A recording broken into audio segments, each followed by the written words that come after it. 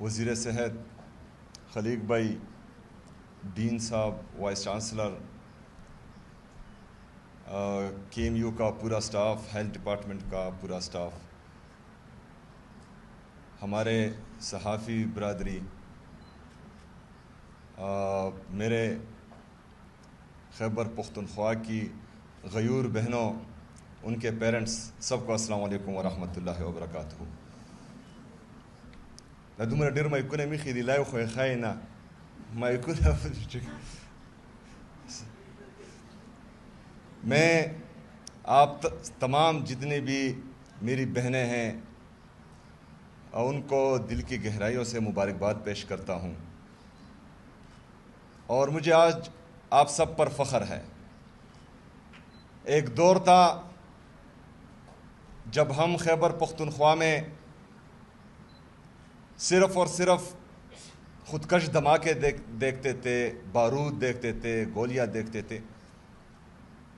फिर वो दौर ख़त्म हुआ, लेकिन ये 22 साल मुसलसल एक पूरा हमारा जनरेशन तालीम से महरूम रहा है, चाहे वो हमारी बहनें हों, चाहे हमारे भाई हों।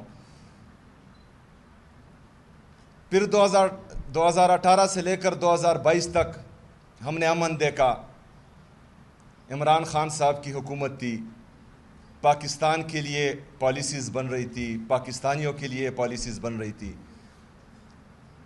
अमन आया हुआ था, खुशहाली थी, तरक्की हो रही थी, GDP ग्रोथ कर रहा था, एम्प्लॉयमेंट बढ़ रही थी, गरीब का एहसास था उस हुकूमत में। लेकिन बदकिस्मती से जो फैसला साज हैं और मंसूबा साज हैं, उन्होंने फैसला किया बंद कमरों में बैरूनी साजिश के ज़रिए अंदरूनी गद्दारों के इमा पर एक जमहूरी हुकूमत का पांसा पलटा गया। फिर 2022 से लेकर आज तक मुसलसल पाकिस्तान दिन ब दिन ख़राब होता जा रहा है। जो GDP ग्रोथ 2022 में हमने 6.1% पर छोड़ा था, आज वो 3% पर रह गया है। महंगाई आप सब देख रहे हैं किस हद तक पहुंच चुकी है। बेरोजगारी, नौजवान, अगर आज आप ऐलान करें कि बाहर कौन कौन सा नौजवान जाना चाहता है, तो बमुश्किल जो है आपको 1% लोग भी मिलेंगे जो पाकिस्तान में रहना चाहते हैं। वो पाकिस्तान से भाग रहे हैं क्योंकि यहाँ पर रोज़गार के मौके ही नहीं है।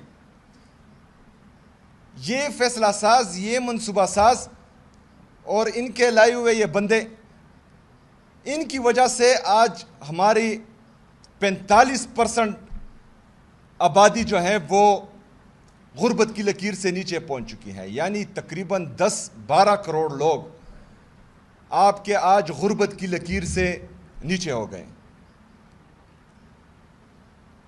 लेकिन उसके बावजूद हमें कोई पॉलिसी नजर नहीं आ रही पाकिस्तान की, पाकिस्तान पर मुसल्लत हुक्मरानों की। लगे हुए हैं सिर्फ और सिर्फ जो है इमरान खान साहब को नीचा दिखाने के लिए, लगे हुए हैं उनको तोड़ने के लिए, लगे हुए हैं पाकिस्तान तहरीक इंसाफ को ख़त्म करने के लिए। पाकिस्तान की कोई फिक्र ही नहीं है। पेट्रोल और डीजल एक एक महीने में 3-3 दफ़ा बढ़ाया जा रहा है। लेकिन ये सारी चीज़ें एक साइड पर, जहां से मैंने बात शुरू की थी उस तरफ मैं आ रहा हूं। 2022 के बाद फैसला किया गया कि यहां पर जो है फिर उन लोगों को आबाद करना है जिन लोगों ने हमारा अमन छीना था। जिस अमन के लिए खैबर पख्तूनख्वा की अवाम ने 80,000 से ज़्यादा कुर्बानियाँ दी, शहादतें दी, जिसमें हमारे मासूम शहरी थे, जिसमें हमारे लॉ इन्फोर्समेंट एजेंसीज़ के लोग थे। हम चीखते रहे, हम चिल्लाते रहे कि ना आबाद करो इनको, दोबारा ना लाओ इनको, हमारे सूबे का अमन तबाह ना करो। कहते थे झूठ बोल रहे हैं। लेकिन उसके बाद क्या हुआ? वो लोग आए, आप लोग देख रहे हैं, मिलिट्री ऑपरेशन ज़बरदस्ती किए जा रहे हैं, ड्रोन अटैक्स में हमारा कोलेटरल डैमेज हो रहा है, मासूम लोगों को शहीद किया जा रहा है। परसों आलम इस्लाम के लिए बड़ा सानहा था, शेख इदरीस साहब, उनको शहीद कर दिया गया। तो ये हमारा नुकसान है खैबर पख्तूनख्वा की आवाम का, खैबर पख्तूनख्वा का। लेकिन ये पॉलिसीज चलती रहेगी जब तक आप लोग उठेंगे नहीं, आवाज़ नहीं उठाएंगे। आज मेरी ये बहनें मेहनत करके यहाँ पहुँची है, मेरिट पर पहुँची है। इनके पेरेंट्स ने इस महंगाई के दौर में इनको सबक पढ़ाया, इनको डॉक्टर बनाया। लेकिन फ़र्ज़ करें अगर अमन नहीं होगा तो ये जॉब नहीं कर पाएंगी। अगर अमन नहीं होगा यहाँ पर इन्वेस्टमेंट नहीं आएगी, अमन नहीं होगा यहाँ पर तरक्की नहीं आएगी। सबसे पहले हमने अमन के लिए आवाज़ उठानी है। आप सब ने इसमें हमारा साथ देना है, हमारे साथ खड़ा होना है। मेरी ये जिम्मेदारी है कि मैं इंशाअल्लाह ताला हमारी इन बहनों का ख्याल रखूँगा। और मैं आपसे वादा करता हूँ कि इंशाअल्लाह ताला जिस तरह अभी मैंने आते ही 2400 डॉक्टर्स को भर्ती का ऐलान किया है, और इंशाअल्लाह वो मेरिट पर होगा, जिसमें कैपेबिलिटी होगी, जो मेरिट पर आएगा इंशाअल्लाह ताला उसकी भर्ती होगी, जो मेरिट पर नहीं आएगा वो रह जाएगा। इसी तरह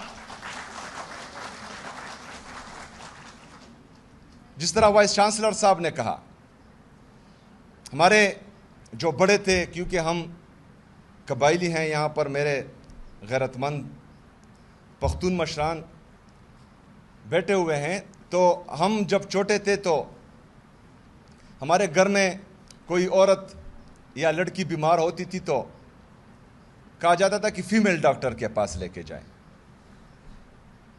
लेकिन जो हमारी एज की हमारी फैमिली में लड़कियां हैं, उन्होंने बमुश्किल जो है 5th तक की तालीम हासिल की है।